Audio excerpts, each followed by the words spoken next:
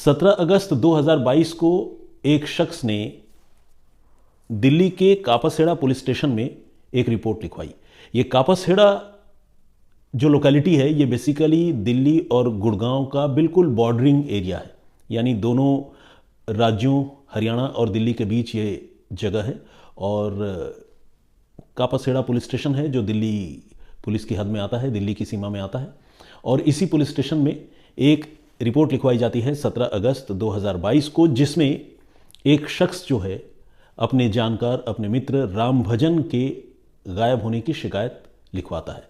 वो ये बताता है कि रामभजन जो है बिजवासन में अपने पूरे परिवार के साथ रहते थे, साथ में उनकी पत्नी, बेटा और दूसरे लोग भी थे।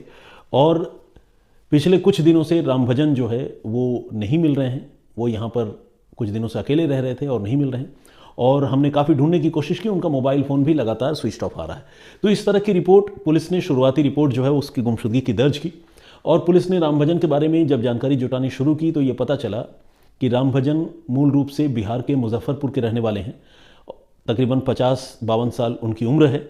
और रामभजन यहाँ पर बिजवासन में अपनी पत्नी और बेटे के साथ रहते थे और यहीं रहकर कापासेड़ा के इलाके में ज़मीन पट्टे पर लेकर वो खेती किसानी का काम किया करते थे।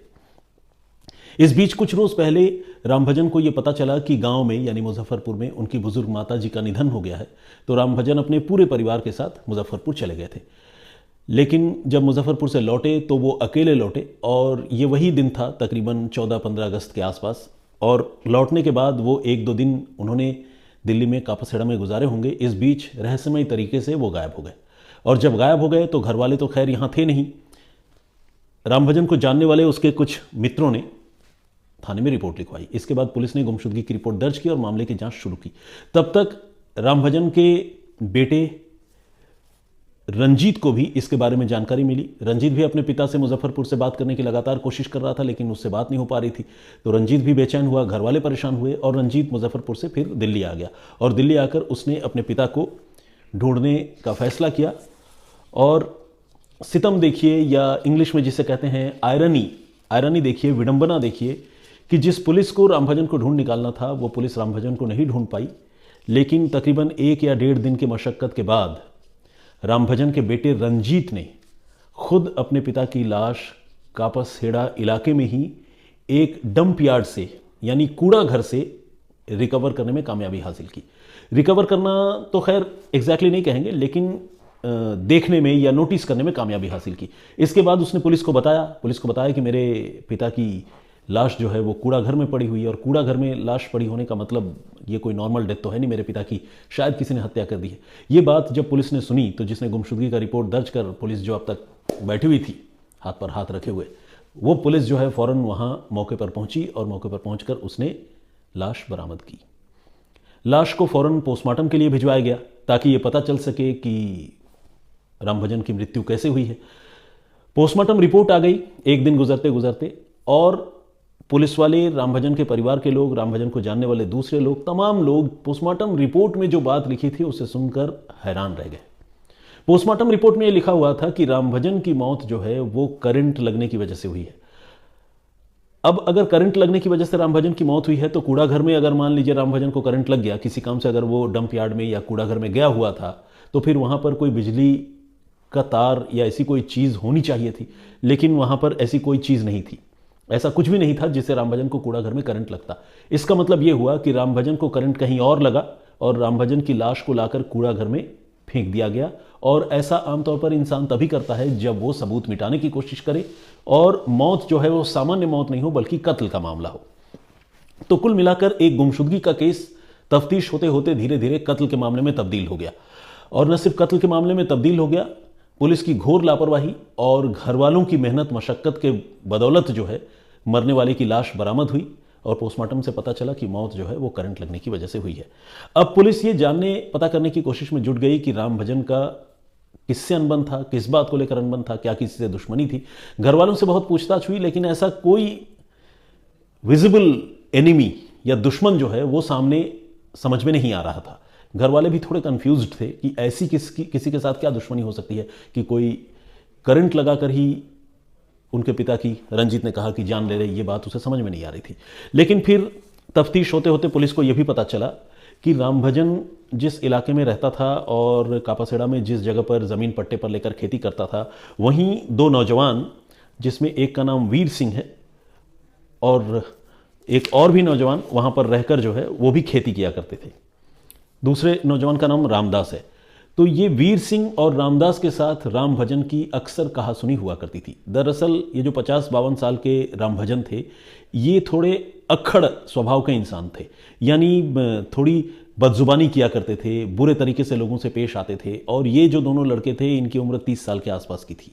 तो दोनों के एज में भी काफ़ी फ़र्क था, यानी वीर सिंह और रामदास और रामभजन जिसकी हत्या हुई, उनके एज में काफ़ी डिफरेंस था, तकरीबन 20 साल का गैप तो था ही। लेकिन चूंकि आसपास ही इनके खेत थे, काम भी किया करते थे, तीनों का एक दूसरे से वास्ता भी पड़ता था। लेकिन रामभजन जो मारा गया वो अक्सर इन लोगों के साथ बहुत बुरे तरीके से पेश आता था और ये लोग अंदर ही अंदर कुड़ते रहते थे, जलते रहते थे और ये चाहते थे कि वो रामभजन को जब भी मौका मिलेगा सबक सिखाएंगे। और इनको ये मौका तब मिला जब रामभजन अपने परिवार को मुजफ्फरपुर बिहार में छोड़कर यहाँ अकेले कुछ दिनों के लिए रहने के लिए चले आए थे। उनका परिवार शायद कुछ दिनों तक वहाँ रुक गया था और उनका इरादा था कि कुछ दिनों में जब चीज़ें नॉर्मलाइज्ड हो जाएंगी गांव में तो वो वापस लौट आएंगे।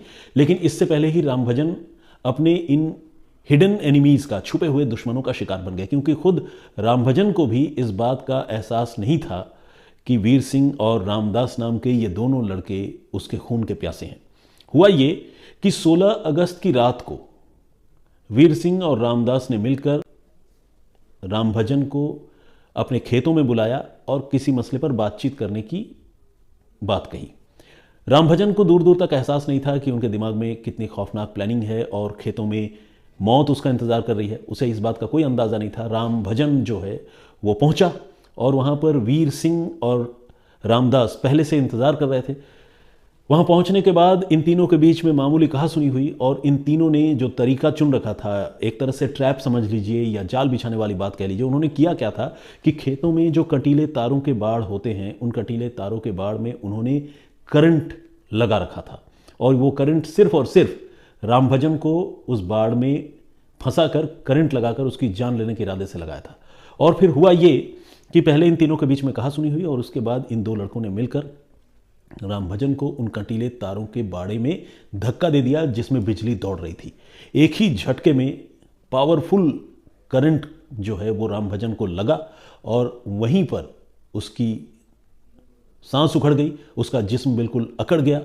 इसके बाद इन लोगों ने करंट जो उन्होंने उन तारों में लगाया था उसको वहाँ से ख़त्म किया, करंट को डिस्कनेक्ट किया और इसकी लाश रात के अंधेरे में बाइक पर उठाई और उठाने के बाद चुपके से ले जाकर कापासेड़ा इलाके के ही एक कूड़ा घर में उसे डंप कर दिया और वहाँ से फरार हो गए। उन्हें लग रहा था कि इसके बारे में शायद कभी किसी को कोई जानकारी नहीं मिल पाएगी, लेकिन खुद इन कातिलों ने भी कुछ गलतियां की और जब तफ्तीश आगे बढ़ी तो दुश्मनी की बात भी सामने आ गई, रामभजन के अक्खड़ स्वभाव की बात भी सामने आ गई। तो उसके बाद धीरे धीरे मामला खुलता चला गया। कातिलों ने एक चूक, कहूँगा, गलती कहना शायद ठीक नहीं होगा, चूक ये की कि जब ये रंजीत रामभजन का बेटा दिल्ली पहुंचा और दिल्ली आने के बाद जब वो अपने पिता को बदहवासी के आलम में इधर उधर ढूंढ रहा था, बहुत परेशान था, तो ये जो दोनों लोग थे वीर सिंह और रामदास, इनमें से वीर सिंह ने, पता नहीं उसके दिमाग में ऐसी कौन सी बात आई, क्या सोचकर उसने ये बात कही। उसने रंजीत सिंह से कहा कि देख लो कहीं तुम्हारे बाप की लाश जो है वो किसी कूड़ा घर में ना पड़ा हुआ हो। अब इस तरह की बात वीर सिंह ने कही तो जो बेटा रंजीत सिंह है उसका भी माथा ठनका, लेकिन उसने तब ये नहीं सोचा था कि इसके पीछे वीर सिंह का हाथ हो सकता। उसने सोचा कि वीर सिंह शायद रैंडम गेस लगा रहा है। लेकिन जब वीर सिंह ने यह बात कही और रंजीत ने फिर कूड़ा घरों में जाकर लाश ढूंढने की शुरुआत की और वाकई लाश कूड़ा घर में मिल गई कुछ कूड़े के ढेर के पीछे, तो फिर रंजीत को लगा कि अरे ऐसा कैसे हो सकता है, वीर सिंह इतना स्पेसिफिक इंफॉर्मेशन कैसे दे सकता है। इसके बाद उसने पुलिस को सारी बात तो बताई ही, पुलिस ने वीर सिंह के उस इंफॉर्मेशन के बारे में भी बताया जो वीर सिंह ने पहली बार रंजीत को बताई थी और यह कहा था कि तुम्हारे पिता की लाश जो है वो कूड़ा घर में पड़ी हो सकती है। वीर सिंह अब रडार पर आ चुका था। पुलिस ने वीर सिंह को भी इंटरसेप्ट किया, उससे पूछताछ की। पहले वो मना करता रहा, लेकिन बाद में वीर सिंह ने यह बात कबूल कर ली कि उसी ने अपने दोस्त रामदास के साथ मिलकर रामभजन की हत्या की और हत्या करने के लिए जो तरीका उन्होंने करंट लगाने का चुना था उसके बारे में भी उसने खुलासा किया। इत्तेफाक से जब पोस्टमार्टम रिपोर्ट सामने आई थी उस वक्त बॉडी पर करंट लगने के निशान तो थे, यानी डेथ ड्यू टू इलेक्ट्रोक्यूशन वाली बात तो सामने आई थी, लेकिन कंटीले तारों में उलझने की वजह से जो खरोंच वगैरह उसके जिस्म पर बने थे उसके निशान भी सामने आ गए थे।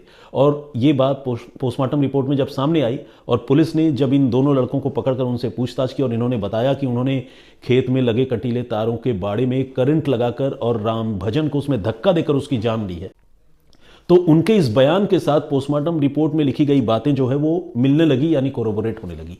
इस तरह से पुलिस ने इस मर्डर के मामले को न सिर्फ सुलझा लिया बल्कि दोनों गुनहगारों को गिरफ्तार कर लिया।